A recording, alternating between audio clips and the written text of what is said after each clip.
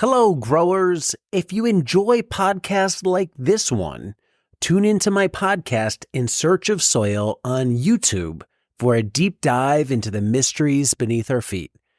Join me as I explore topics such as mycorrhizal fungi, mushrooms, compost, biochar, and more. It's a soil nerd's dream. We're going deep. We're talking to scientists about all things soil related.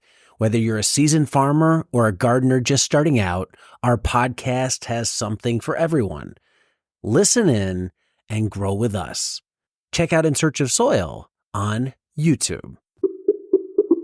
Is it something that you'd say right now we could view it as more of a positive than a negative, even though we can't quantify how positive? Is it a plus, or is it a minus, or is it a neutral?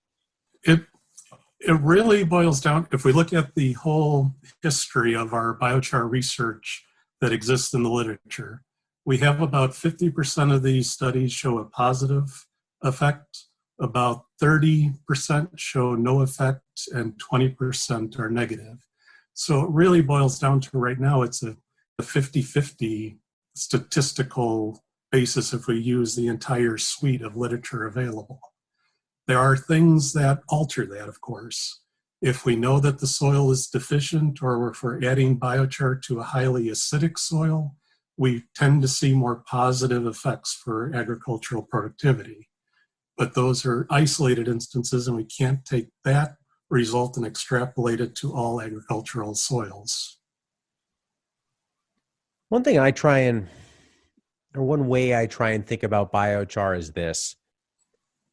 At worst, you're sequestering carbon that is a byproduct from something, tree pruning, lumber scraps, the nut industry, and you're sequestering that carbon in the soil.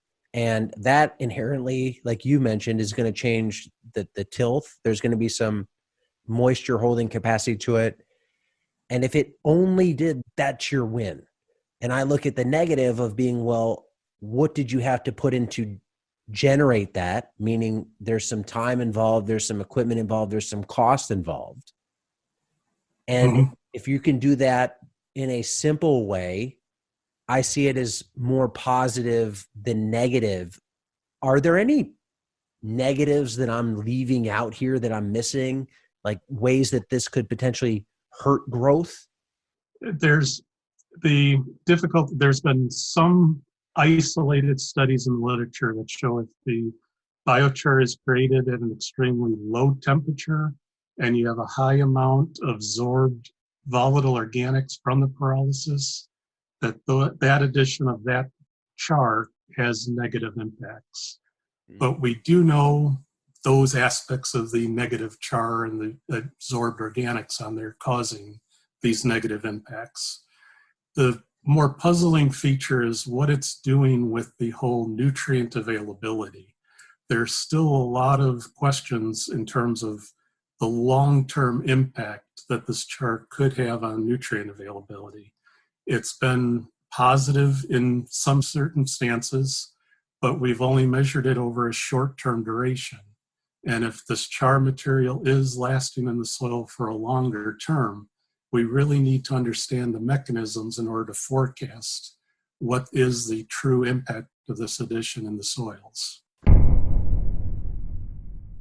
Hello, growers. Protect your crops from harmful insects with Modern Growers Insectanet.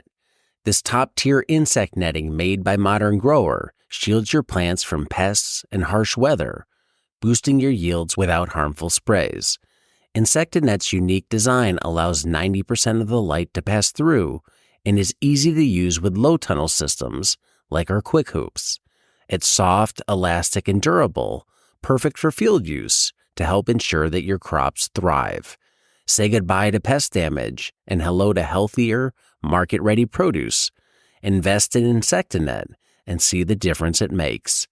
Get Insectanet at shop.moderngrower.co or using the link below.